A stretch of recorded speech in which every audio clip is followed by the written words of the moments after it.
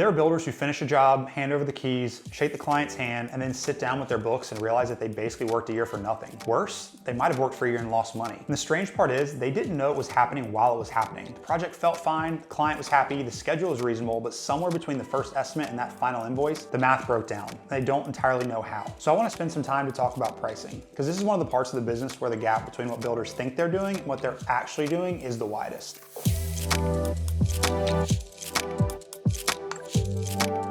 So here's what I want to walk through. First, I want to explain what's actually inside the price of a custom home, because I think a lot of people, including builders, oversimplify this and miss key components. Then I'll get into where pricing typically breaks down, and there are a handful of patterns I see over and over. After that, I'll walk through how I actually think about building a number that holds up, and I want to spend some time on the difference between bidding to win and bidding to actually build. And toward the end, I want to talk about why this issue, more than almost any other, separates the builders who survive long-term from the ones who just don't. Let me start with what's inside the price. The number on a custom home contract has several components, and you have to be clear about each one or you'll undercut yourself somewhere without realizing it. There's the hard cost, which is the actual cost of materials and labor to build the house. There's the soft cost, which includes things like permits, surveys, engineering, and other professional services. There's also overhead, which is your business expenses, your office, your insurance, your vehicles, your software, your administrative staff, and all the things that exist whether you have one project running or 5. There's profit, which is the margin you're trying to make on the project itself, and there's contingency, which is money set aside for things you just can't predict. Every one of those has to be present in the number. And if any one of them is wrong or missing, you're going to feel it later. The mistake most builders make, especially when they're newer or when they're hungry for work, is missing some of these categories. They estimate the hard cost reasonably well, they mark it up by some percentage that they think covers everything else, and they call that the price. The problem is that the markup isn't really doing the work they think it's doing. If your hard cost is off, your markup percentage is off too in absolute terms. If your overhead's higher than you realize, because you've added staff or your insurance went up, the markup that worked last year might not be carrying overhead this year. And if you don't have the contingency built in, every unexpected issue eats directly into your profit. Which is to say, when something does go wrong, and something always does in building, you're not paying for it out of a buffer, you're paying for it out of your own margin. Where this really breaks down in my experience is in 3 specific places. The first is allowances. On a custom build, there are a lot of items where the client hasn't picked the specific product yet at the time of pricing. Lighting, plumbing fixtures, appliances, flooring, tile. So you set an allowance, a placeholder dollar amount in the contract that you think's best, and the builder who's trying to come in low will set those on the optimistic side, the low side. The client sees a low price, they feel great about it, they go shopping, and reality hits. The lighting they want actually costs 3 times the allowance. The tile they fall in love with is double.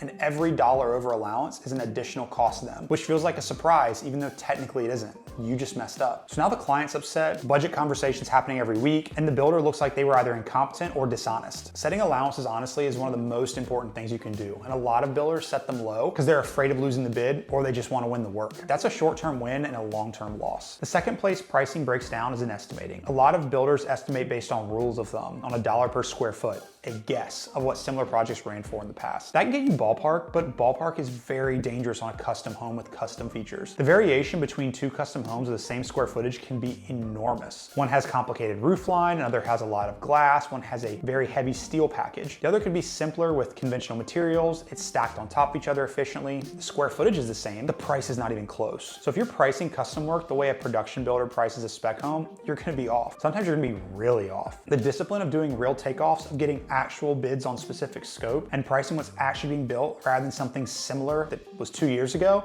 that's where accuracy comes from. The third place is undercharging for management or not charging for it at all. Custom homes take more management than people who haven't done one realize. The coordination with the architect, the designers, the homeowners, the trades, the suppliers, the inspectors, you name it. The phone calls, meetings, decisions, documentation, that's real work, real time, and time costs money. And a lot of builders price it as if it just doesn't exist. Or they fold into a markup that they think covers it, but in reality it doesn't cover anything. And then 6 months in the project, they realize they've spent half their week on this house and the markup does not come close to compensating them for that time. Yes, the work got done, the client got their house, but the builder essentially worked for free on the management side, and you just have to hope that maybe they refer you to a friend to even make any money. So here's how I actually think about pricing. The price has to honestly reflect what the project will actually cost to build, plus what it's gonna actually cost to run that project, plus margin that compensates for the risk of building it. This sounds obvious, but the discipline of holding to this is harder than it sounds, because the market's gonna push you in other directions. Sometimes you need the work. work. Sometimes the market's not very strong, and that's when you'll resort to bad behavior. Clients are going to compare you to other bids, so you can't bid and try and compete just on price because other builders are gonna come in lower. There's always gonna be pressure to find a way to bring that number down. Then the question becomes whether you're gonna compete by being honest or you're gonna compete by being optimistic. And I can tell you, being honest is way better than being optimistic and ending up in a terrible relationship for a year with a client. Which is why I'd argue optimistic in your pricing isn't competitive. It delays conversations, creates problems, and if you bid a number you actually can't build, one of two things happens. Either you eat the difference, which is gonna put your business at risk and your family at risk, or the project ends up costing more than the contract, which damages that client relationship. It's not referable. They might even spread negative news, not good news about you. Neither's good. So I'd rather lose a bid I should have lost than win a bid I should not have won. That's a hard discipline to have, especially when you need the work, especially when you're starting out. But that is the only sustainable way to operate. There's also a distinction worth making between bidding to win and bidding to build. Some builders think the goal of the bid is to get the contract. The bid's a sales document, so they shape it to maximize their chance of winning the deal, make it sound better than it is. Other builders think the goal of the bid is to accurately describe what it's going to take to build this house. The bid is a planning document. The first approach gets you more contracts, but worse projects. The second is going to get you fewer contracts, but there are going to be projects that actually make you money, that you enjoy building, and you have referable clients who enjoy the process. Over a career, that second approach can build a real business. The first one just builds a treadmill where you are treading water constantly. Now I'll acknowledge there's a market reality to this. If your prices are widely out of line with other builders in your market are charging, you're not going to win work, no matter how disciplined your math is. So part of the answer is also being right in the market and the right segment for the kind of operation you run. Sometimes you've got to solve those problems yourself because the problem's actually you,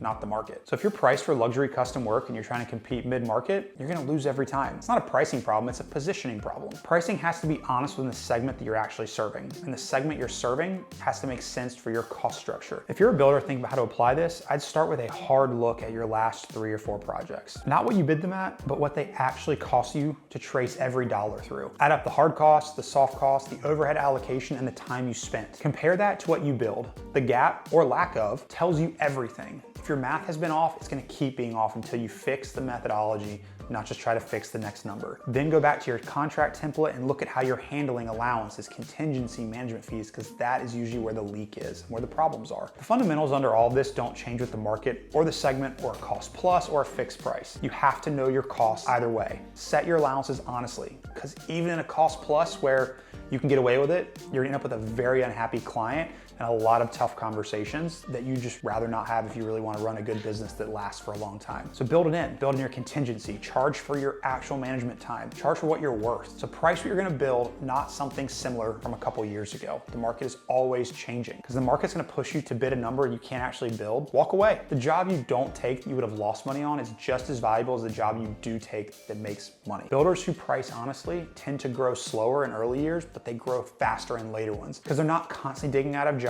they're getting referrals. Builders who price optimistically tend to look successful for a while, but they're always chasing their tail and eventually they disappear. If this was helpful, I'd appreciate a like and subscribe. If you're working through a pricing problem on a specific project or you're just trying to clean up how to structure contracts, drop it in the comments and I'll do my best to get to it.